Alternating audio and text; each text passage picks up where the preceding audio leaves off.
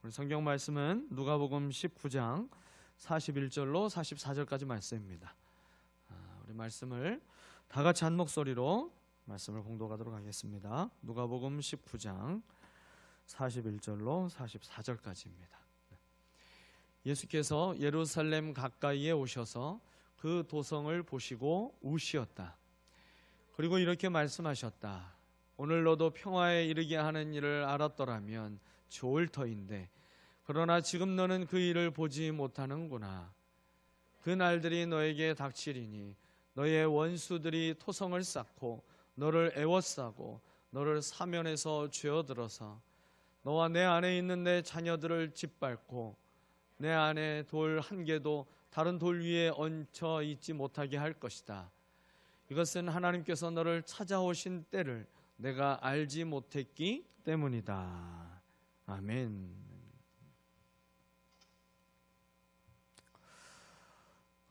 예수님께서 예수님의 일생을 통해 이 복음서를 쭉 보게 되면 예수님이 환하게 웃으셨다 이렇게 기록된 말씀은 없어요. 그러나 예수님이 기뻐하신 것 이런 것들은 기록된 게 있죠. 그러나 예수님이 어떠한 일 때문에 또 누구 때문에 웃으셨다 그런 얘기는 특별히 기록되지 않았습니다. 그런데 예수님이 눈물을 흘리시며 우셨다라고 기록된 것이 나오고 있어요.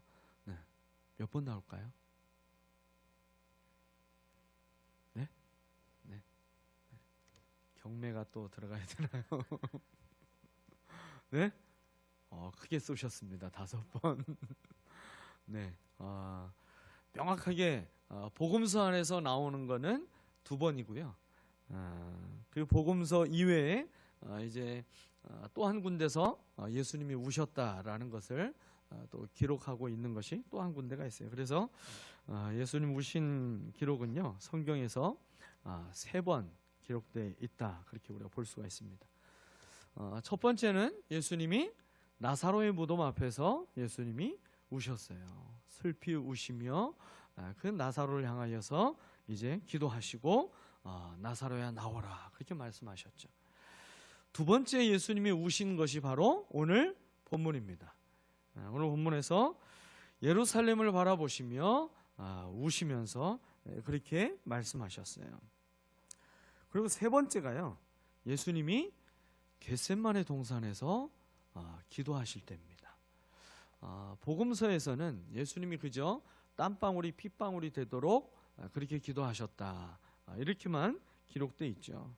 그런데 히브리서를 보게 되면요, 이 주님께서 그때 이 겟세마네 동산에서 어떻게 기도하셨는지가 나오고 있어요. 히브리서 5장 7절을 보면 이렇게 기록되어 있더라고요. 예수께서 육신으로 세상에 계실 때에 자기를 죽음에서 구원하실 수 있는 분께 큰 부르짖음과 많은 눈물로써 기도와 탄원을 올리셨습니다. 이게 예수님이 겟세마네 동산에서 기도하실 때에 그때의 기도에 대해서 히브리서를 기록한 기자가 지금 기록하고 있는 말씀이에요. 예수님은 이 세상을 사랑하셔서 구원하기 위해서 오신 하나님의 아들이십니다. 여러분 그렇게 믿고 계시죠? 자기 백성이 왕을 알아보지 못하고 영접하지 못하는 것을 보면서 만약에 저 같으면 내가 왕인데 내가 왕인 것을 인정하지 않고 알아보지 못하고 있는 그 백성들을 바라보며 마음속에서 일어나게 되는 그 감정이 뭐가 되겠어요? 네.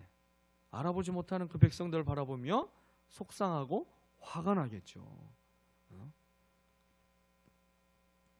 그러나 그들이 죄로 인해서 그들의 눈이 가려져 있어서 주님을 알아보지 못하고 있는 이제 그 백성들을 향하여서 예수님은요 그들을 불쌍히 여기셨어요. 불쌍히 여기셨어요. 그 긍휼의 마음을 품고 백성들을 바라보셨습니다. 길 잃은 양과 같은 이 땅의 백성들을 향한 그 사랑으로 예수님은 이제 말씀을 가르치셨고요, 천국 복음을 전파하셨고요, 또 모든 질병으로 약함으로 고통받고 있는 백성들을 고치셨습니다. 사랑의 마음이 있기 때문에 여러분 나타나게 되는 감정의 표현 여러 가지가 있겠죠. 그러나 그 가운데 사랑의 마음이 진실된 사랑이기 때문에 나타나게 되는 한 가지 감정 표현이라고 한다면 그것은 눈물일 것입니다. 눈물. 죄로 타락한 인간들 중에는요, 이 눈물을 이용을 해가지고 자신의 유익을 얻으려고 하는 소위 악어의 눈물이라고 부르는 그런 눈물을 보여주는 사람도 종종 있죠. 특히 참 정치인들 가운데 그런 악어의 눈물을 보여주는 사람들이 참 많이 있어서 안타까운 시대이기도 합니다. 그러나 대부분은요, 이 눈물이라는 것은요, 사랑의 진정성을 보여주는 통로가 되기도 하죠. 오늘까지 장례를 치르신 우리 박현실 집사님이 엊그저께 이제 목사님이 이제 가셔서 또 위로 예배를 인도해 주시는데 그 씩씩하고 그 상남자 같은 우리 박현실 집사님이 그 장례 때 맨 구석에 앉으셔가지고 그 장례 위로 예배하는 내내 계속 하염없이 울고 계시더라고요. 그 눈물을 바라보고 또 다른 박 집사님은 마음에 감동이 돼서 내가 좀 더 위로해 줘야 되겠다. 그래서 이제 오늘 발인까지 더 참석하신 또 다른 박 집사님도 계시더라고요. 여러분, 이 눈물은 사람의 마음에 그 속에 있는 진실된 마음을 보여주기도 하고요. 그리고 그 눈물은 누군가의 마음을 열게 되는 특별한 도구가 되기도 합니다. 왜 그렇습니까? 그것이 진실되기 때문에 그렇는 것이죠.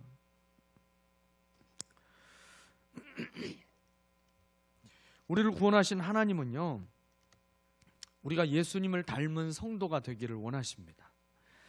주님의 그 고난과 십자가를 우리가 깊이 묵상하는 이 고난 주간을 이제 우리가 앞두고 있는데요, 오늘 이 말씀을 통해서 눈물을 흘리셨던 그 주님의 마음을 우리가 담고 우리의 눈에도요, 그 주님이 흘리셨던 눈물이 있게 되시기를 원합니다.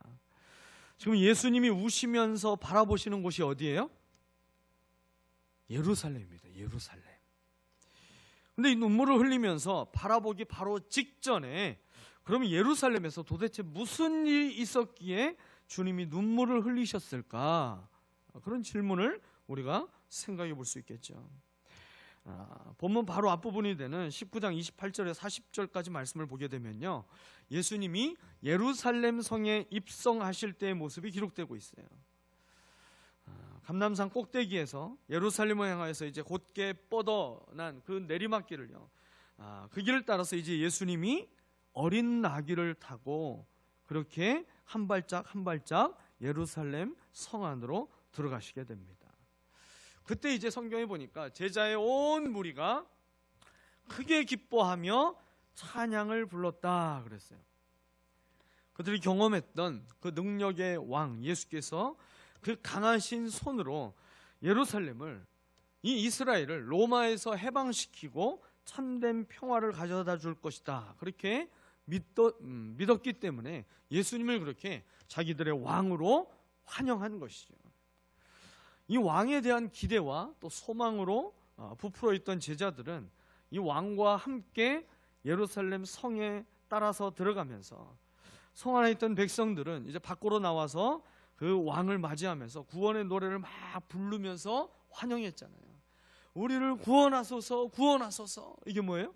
호산나, 호산나, 호산나라고 외치면서 이제 우리를 해방시키실 왕으로 예수님을 그렇게 기쁨으로 맞이하게 됩니다.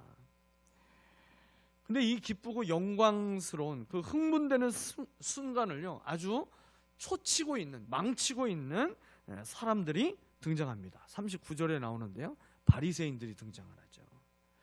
잔치집 같았던 분위기에 아주 그냥 순식간에 초를 쳐요.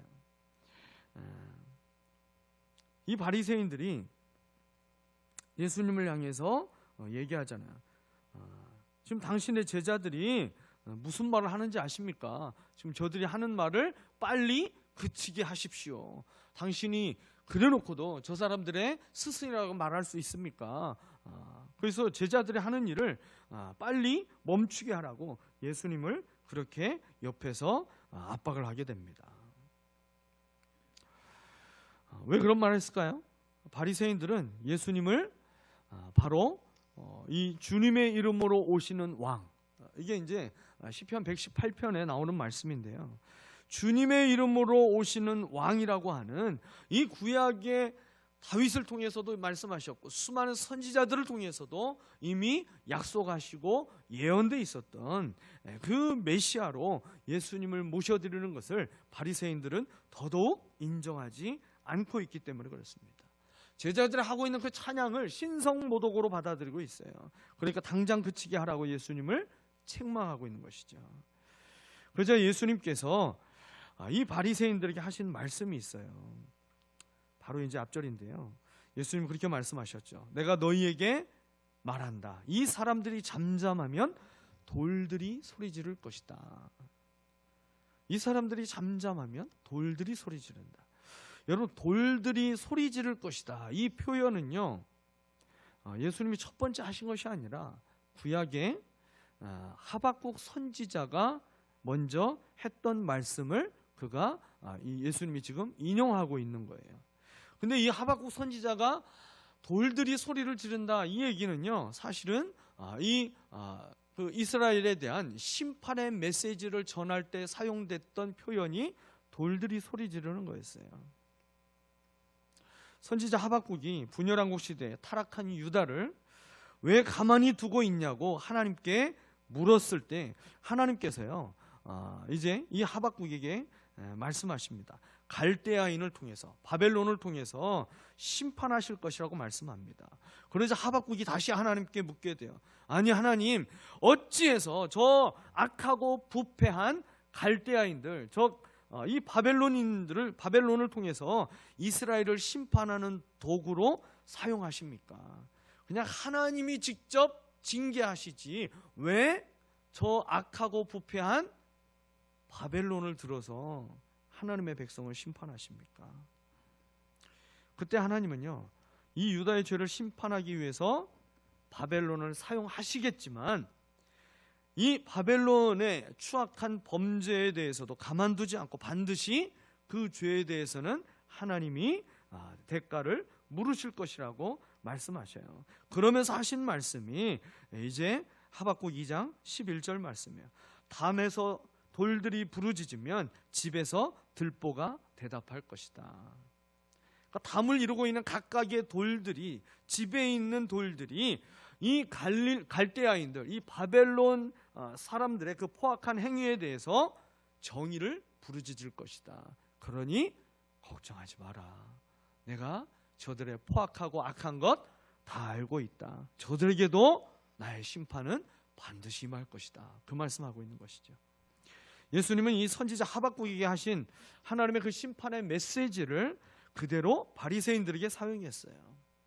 너희의 죄악, 너희의 교만에 대해서 이 돌들이 정의를 부르짖을 것이다. 이제 이 말씀하시고요, 예수님을 태운 나귀 새끼가 예루살렘을 향하여서 조금씩 더 가까이 왔고, 이때 예수님이 이 성을 바라보시며 우셨어요.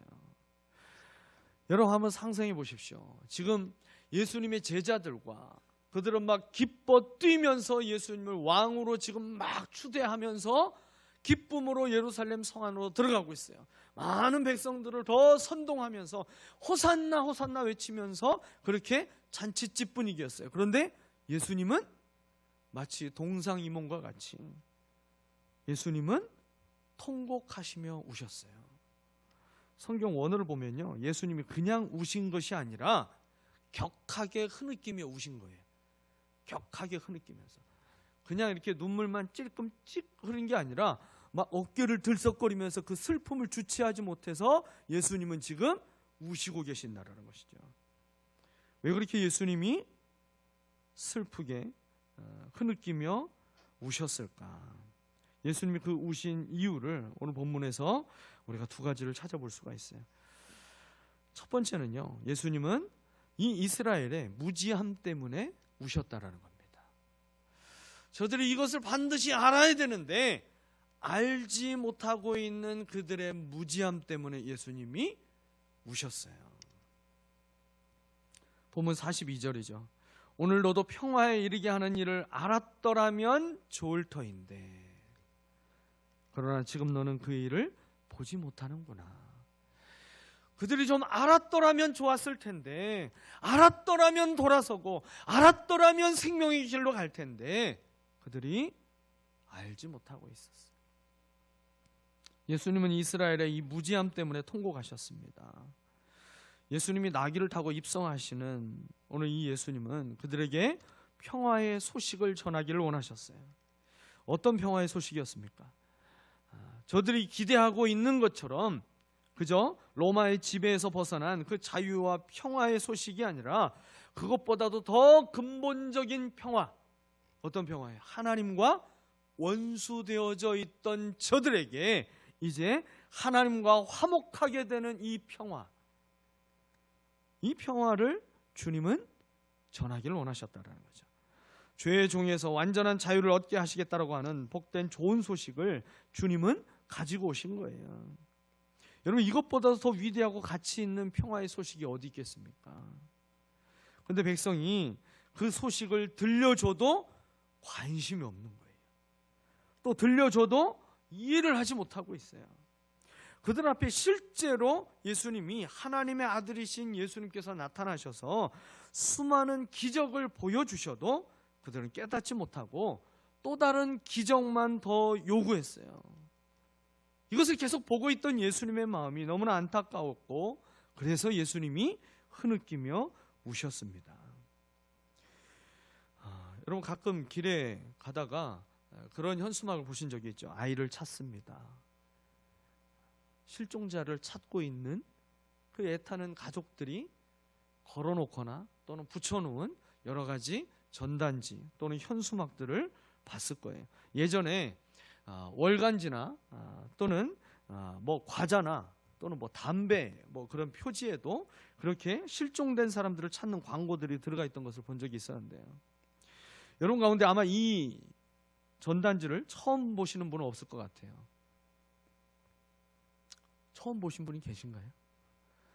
저는 정말 여기저기 우리나라 여러 지역들을 제가 다녀봤었는데 사역 때문에도 다니고 또 뭐 집회나 또는 뭐 여행할 때도 가보긴 했겠지만 그런데요, 정말 희한하게 저분을 찾는 현수막을요 한 지역에서만 본 게 아니라 여러 지역에서 본 기억이 있어요. 그리고 정말 많은 지역에서 저분을 찾는 저 전단지를 전봇대나 여러 담벼락 같은 데 붙여져 있는 것을 제가 본 기억도 있어요. 사랑하는 딸, 잃어버린 딸 송혜일을 찾아주세요. 그렇게 저 전단지를 뿌렸던 분이 계십니다. 고등학교 2학년인 딸이 실종이 됐어요. 학원을 갔다 돌아오는 길에 실종되고 나서 그 뒤로 찾을 수가 없게 됐어요. 그래서요, 그 아버지가 전국을 다니면서 현수막을 걸었고요. 현수막을 무려 2,500개 이상 걸으셨더라고요. 전단지만 해도 3만 장 이상이 훨씬 더 넘게 뿌려지게 됐고요. 저분이 하루에 4,000장 이상씩 계속 뿌리면서 다니셨더라고요. 3만 장이 아니라 더 많이 뿌리셨네요. 제가 계산을 잘못했어요. 근데 그 아버지 이름이 송길용 씨였는데요. 그분의 사연이 방송에서 나오기도 했습니다. 딸을 기다리고 있던 엄마는 상실감이 너무 커서 스스로 생을 마감해 버렸었고요. 홀로 남은 저 아버지는 25년 동안 저 딸을 찾아서 쉬지 않고 다녔어요. 이전에 메르스가 우리나라에 돌았던 적도 있죠. 이분이 그 딸을 찾아 헤매다가 메르스도 걸렸어요. 근데 그 메르스에서도 기적적으로 다시 살아나서 또 트럭을 몰고 전국 방방곡곡을 돌아다니셨어요. 그러다가 작년 8월 26일에 덤프트럭과 정면으로 부딪히면서 그 자리에서 돌아가시게 됩니다. 71살의 노인이었지만 딸을 찾기 위해서 트럭을 몰고 그렇게 잠도 제대로 자지도 않고 먹는 것도 제대로 먹지도 못하고 그 딸을 찾기 전에는 마지막으로 얼굴이라도 한 번 보고 눈을 감고 싶은 그 간절한 마음을 가지고 딸을 찾기 위해서 그렇게 애쓰셨더라고요. 그분이 돌아가신 소식이 뉴스에 나오면서 참 제 마음속에 그 딸과 그 부모가 예수를 만약에 믿었다면 주님이 천국에서라도 꼭 만나게 해주시면 너무 좋겠다, 그런 마음이 막 들었어요. 딸을 찾기 위해서 애간장이 다 녹아내리며 찾아다니던 그 아버지와 같이 여러분, 지금도 실종된 자녀를 찾기 위해서 쉬지 못하고 있는 분들이 지금 우리 주변에 많이 있죠. 그런데요, 한번 상상을 해보세요. 기적적으로 수십 년 만에 아이를 한번 찾았다고 생각을 해보세요. 여러분, 부모에게 이보다도 더 큰 기쁨이 있을 수 있을까요? 정말 몇 날 며칠을 잠을 안 자도 좋고 아무것도 먹지도 않아도 좋으니까 기뻐 뛰면서 그렇게 지내지 않을까요? 그런데요, 그렇게 수십 년에 걸쳐서 겨우겨우 찾았던 그 자녀가 부모를 전혀 알아보지 못하고 오히려 그 부모를 거절하고 함께하기를 싫어한다면요, 자식을 찾은 그 기쁨은 금세 사그라질 거예요. 그리고 그 비통한 마음에 아마 울부짖음을 계속 하게 되지 않을까요? 예수님이요, 지금 그런 슬픔을 가지고 백성들 앞에 계셨다라는 것이죠. 하나님은 구약의 선지서를 통해서 아들을 찾기 원하시는 아버지의 마음을 끊임없이 기록하셨어요. 말씀하셨습니다. 그리고 장차 어떤 모습으로 그들에게 찾아오실 것인지 아주 상세히 가르쳐 주셨어요. 우리에게 오실 그 메시아가 어떤 분일지 사실은 구약을 읽어보면 힌트를 다 주셨어요. 다윗의 자손으로 오시고 베들레헴에서 나시고 나사렛 사람으로 자라고 나귀 새끼를 타고 예루살렘에 입성하시는 분으로 다 이미 다 구약을 읽어보면 나오고 있어요. 그런데 그들이 그렇게 힌트대로 다 오신 분이 그 앞에 있음에도 불구하고 알아보지 못하고 인정하지 않고 있습니다. 또 구약 성경 제사법을 통해서 죄로 인해 하나님에게서 멀어진 사람이 어떻게 하나님과 화목하게 될 수 있는지 가르쳐 주셨잖아요. 아담의 죄로 하나님이 계신 동산에서 이제 쫓겨난 사람들은요, 화목 제물을 통해서만 하나님과의 관계가 회복될 수 있었어요. 이 희생 제물이 되었던 어린 양으로 주님이 오셨지만 주님을 알아보지 못하고 있습니다. 여러분, 그것이 너무나도 안타까운 거예요. 예수님은 그것을 알아본 아주 소수의 그 제자들에게 예수님이 이렇게 말씀하셨었잖아요. 누가복음 10장 24절 말씀이에요. 우리 말씀 같이 한번 읽어볼까요? 내가 너희에게 말한다.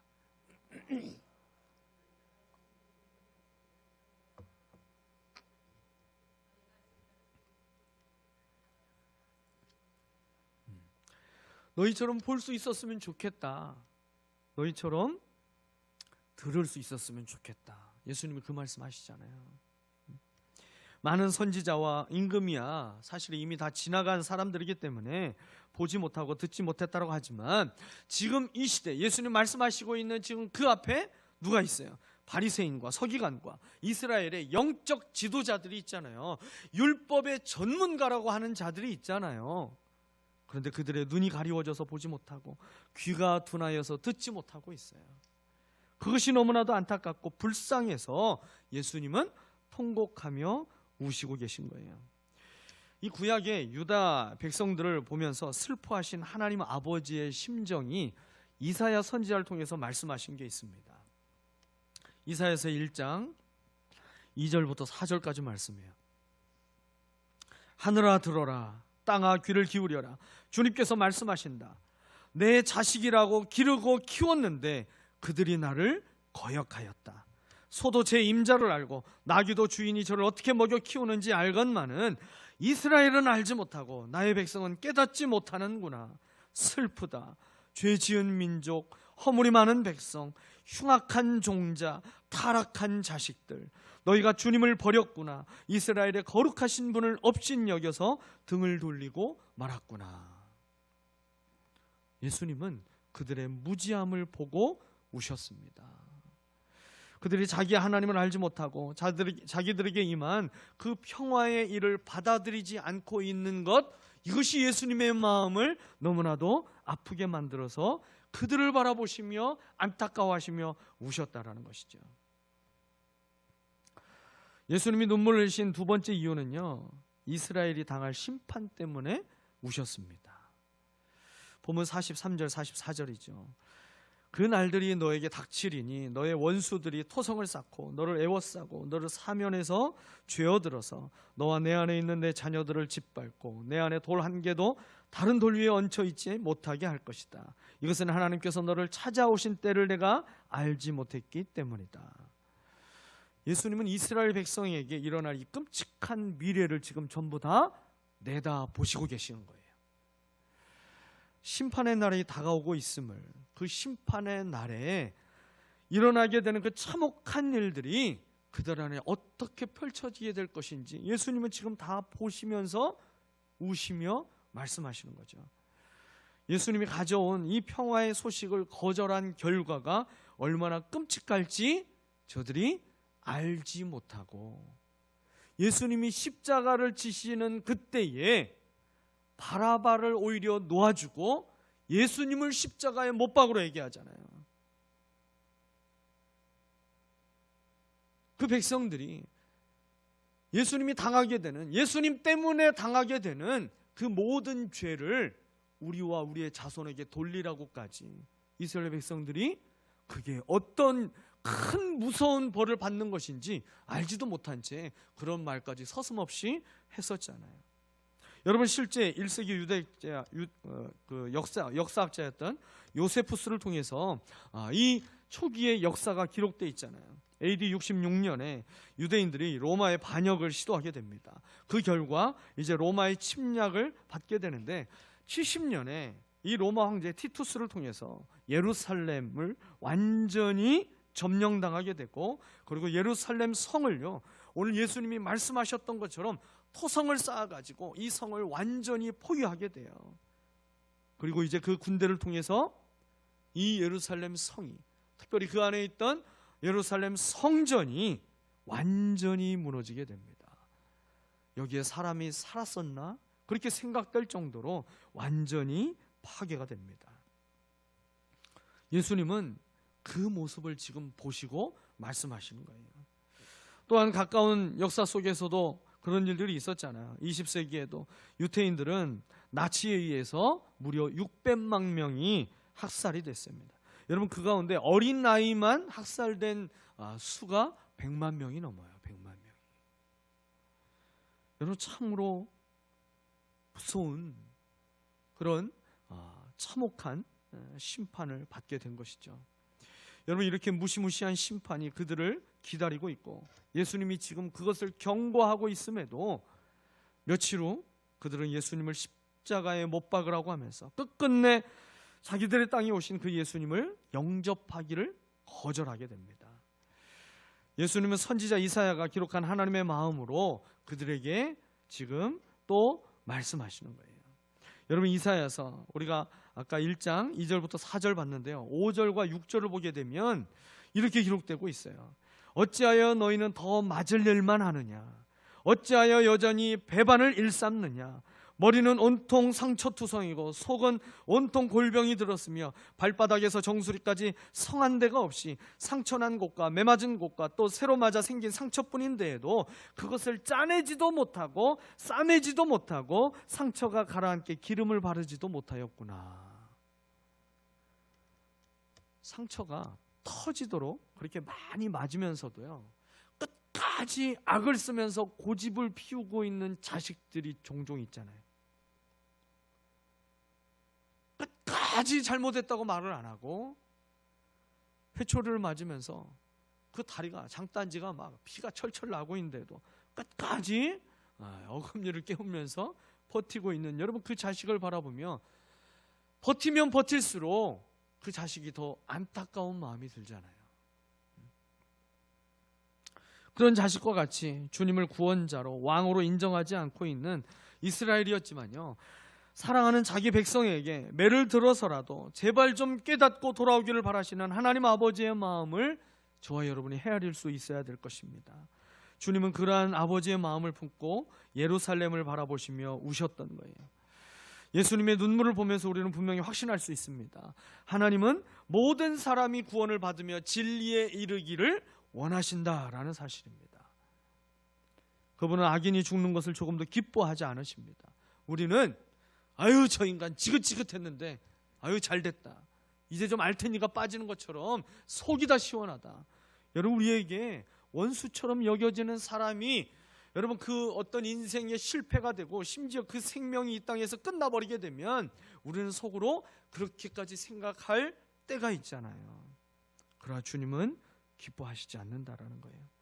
그가 돌이켜서 그 길에서 떠나서 하나님께 돌아오기를 주님은 원하시는 것입니다. 수많은 그 군중의 환호와 기대, 즐거운 찬송 소리와 반대로 예수님의 그 흐느끼는 울부짖음 소리에서 우리는 죄인을 향한 하나님 아버지의 한없는 사랑을 발견할 수 있게 됩니다. 사랑하는 여러분, 하나님의 역사는 주님의 눈물을 가진 자들을 통해서 크게 일어났어요. 지금 이 시대는요, 더더욱 주님의 눈물을 가진 자가 필요합니다. 이 나라, 우리가 사랑하는 이 조국, 이 대한민국은요, 더더욱 이 주님의 눈물이 필요한 나라입니다. 미움과 다툼과 원망이 가득해서요, 내 편이 아니면 다 적으로 간주하고 나를 위해서 누구든지 희생시키려고 하는 이 악한 세대를 주님의 눈으로 바라보면서 눈물 흘릴 수 있는 사람이 필요한 거예요. 주님을 알지 못하고 죽어가고 있는 그 영혼을 향한 주님의 눈물이 필요합니다. 나를 위해서 흘리는 눈물이 아닌 주님의 마음이 느껴져서 흘리게 되는 눈물이 너무나도 필요한 시대입니다.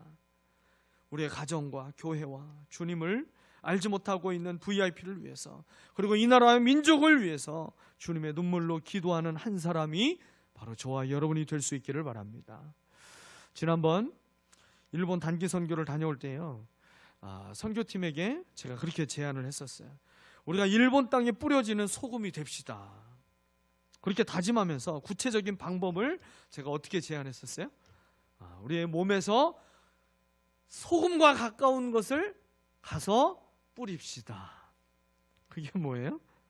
땀과 눈물이죠. 주님을 위해서 그 땅에 주님과 같이 주님의 땀과 주님의 눈물을 우리를 통해서 가서 흘리는 것, 그것이 우리가 그 땅에 가서 소금이 되는 것입니다. 그렇게 말씀을 드렸었죠. 여러분, 가정을 위해서, 우리의 자녀를 위해서, 학교를 위해, 직장을 위해, 사업장에서 여러분 주님 때문에 땀과 눈물이 흘리게 된다면 그 사람을 주님은 소금과 같이 사용하실 것입니다. 주님의 눈물로 세상을 섬기고 영혼을 얻게 되는 주님의 제자가 되시기를 주님의 이름으로 축원합니다.